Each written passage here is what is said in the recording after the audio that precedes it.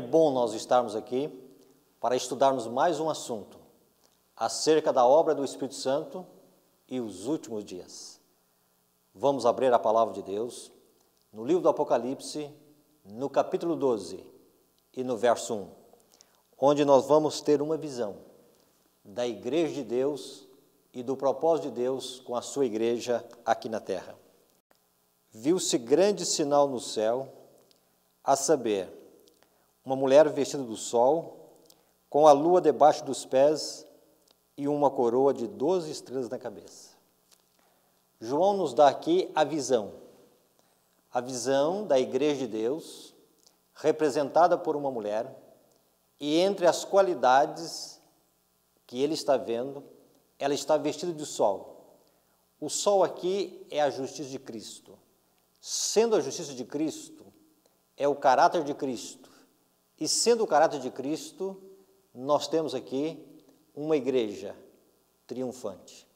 O Apocalipse mostra para nós, no capítulo 3, a igreja da Odisseia, uma igreja militante. E no capítulo 12, nós conseguimos já enxergar, além dessa fase militante, uma igreja triunfante.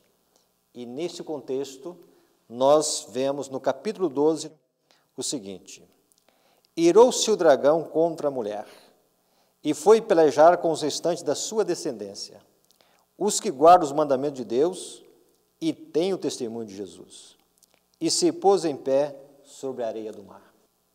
Aqui nós encontramos que a igreja de Deus, ela tem duas características. Uma, ela guarda os mandamentos de Deus. A outra, e tem o testemunho de Jesus. O que é o testemunho de Jesus? Segundo Apocalipse, capítulo 19, o verso 10, o testemunho de Jesus é o espírito de profecia. E nós encontramos que esse espírito de profecia, ele foi evidenciado na vida e nos escritos de Ellen White.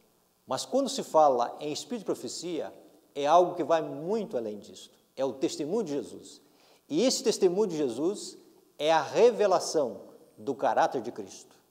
Então, João está vendo que a igreja de Deus, guardando os mandamentos, revelando o caráter de Cristo, vai atrair a ira do dragão. Vem a pergunta: por que ainda o decreto dominical não veio em nossos dias? Vejamos o seguinte: como povo do advento, como povo que está aguardando o breve retorno de Jesus, algumas inquietações existem no nosso coração, dentro da nossa doutrina. Ou seja, antes que Jesus volte aqui, deveria acontecer o ministério da apostasia, evidenciando cada vez mais, com leis contra a consciência dos filhos de Deus, a perseguição e leis em torno da observância e da santidade de um falso sábado, a guarda do domingo. Repetimos, por que ainda o decreto dominical não apareceu em nossos dias? Sempre ouvimos falar de alguns boatos, algumas histórias da internet, alguns detalhes que estão à expectativa do povo adventista, mas o que realmente vai trazer a ascensão do decreto dominical? É nesse ponto que nós queremos abrir a palavra de Deus e ver o que ela tem reservado para nós. Ora, todos quantos querem viver piedosamente em Cristo Jesus serão perseguidos. Aqui nós encontramos a palavra piedosamente, o qual nós podemos analisar aqui a palavra piedade. O que nós precisamos entender acerca da palavra piedade? Não é uma palavra que ela tem fáceis definições. Há muitos conceitos que nós absorvemos ao longo da vida sobre a palavra piedade. Mas a palavra piedade na palavra de Deus é uma palavra que se refere à vida e o caráter de Cristo. É uma palavra que se refere a tudo que existe de bom e de nobre na religião de Cristo. É uma palavra que ela expressa o fruto do caráter cristão na vida.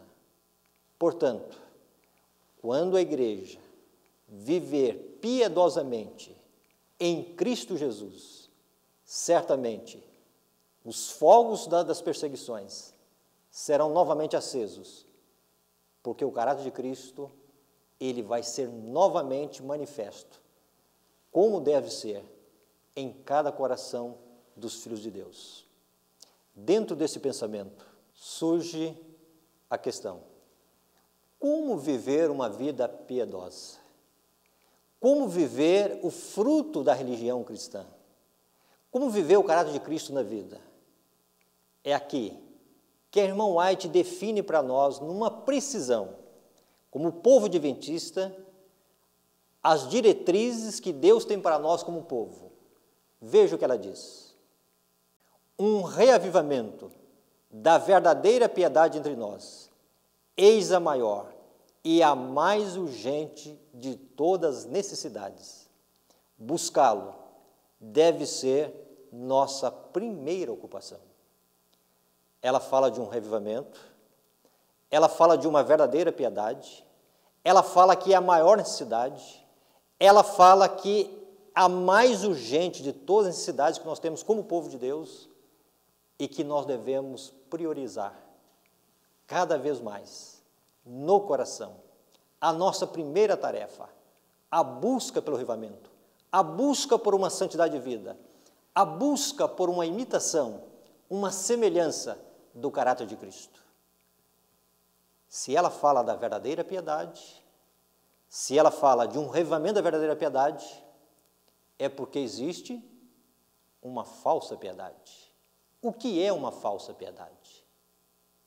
Veja o que nós encontramos no livro de Timóteo: tendo forma de piedade, negando-lhe, entretanto, o poder. Aqui nós encontramos que a aparência de piedade, a aparência é de religião, a forma, a doutrina, o conhecimento, a profissão de fé, a aceitação da verdade. No entanto, se falta o conteúdo, só vamos ficar na forma. E aí vamos cair o quê? Num ritualismo, num cerimonialismo, vamos cair numa vida cristã, sem realmente o poder de Deus transformando o coração. Quando nós olhamos e conseguimos enxergar que existe uma forma de piedade, que, no entanto, não deixa o coração cada vez mais usufruir do poder redentor de Cristo, é sinal de que Deus quer introduzir um novo elemento para que nós possamos viver a religião, a piedade, a santidade, o caráter de Cristo, a verdade, como ela é em Jesus. Uma coisa é crer na verdade, a outra coisa é a verdade transformar a vida. Uma coisa é aceitar o Espírito Santo como agente da salvação, a outra coisa, totalmente diferente, é aceitar o Espírito Santo como reprovador de pecados. Uma coisa é aceitar a Cristo de uma forma nominal, a outra coisa é uma união vital com Cristo. Ramos e videira, o coração alicerçado em Cristo, a mão da fé estendida em Cristo. Não basta crer em Cristo, precisamos estar em Cristo. E quando isso acontece, nós vamos viver a verdadeira união com Cristo. E de Cristo sempre produzirá virtude. De Cristo sairá o perdão dos nossos pecados, mas de Cristo também sairá para a nossa vida o poder necessário para que nós possamos viver uma vida semelhante ao de Jesus. Quando existe a forma de piedade, quando falta o poder, podemos ver uma embalagem bonita. Vamos imaginar uma caixa de suco de fruta. E nessa caixa, a aparência é de suco, a ideia é de suco. O que se espera é que ela tenha suco. E, no entanto, ela está vazia. Ou seja, nós não conseguimos viver aquilo que a religião oferece para nós, se falta em nossa vida o conteúdo, falta a graça, falta o poder, falta a ação de Deus, falta o poder transformador, aí ficará somente numa forma. E vamos cair num formalismo, cerimônias mortas, uma religião sem vida e distante daquilo que Deus quer, o caráter segundo o desejo de Jesus.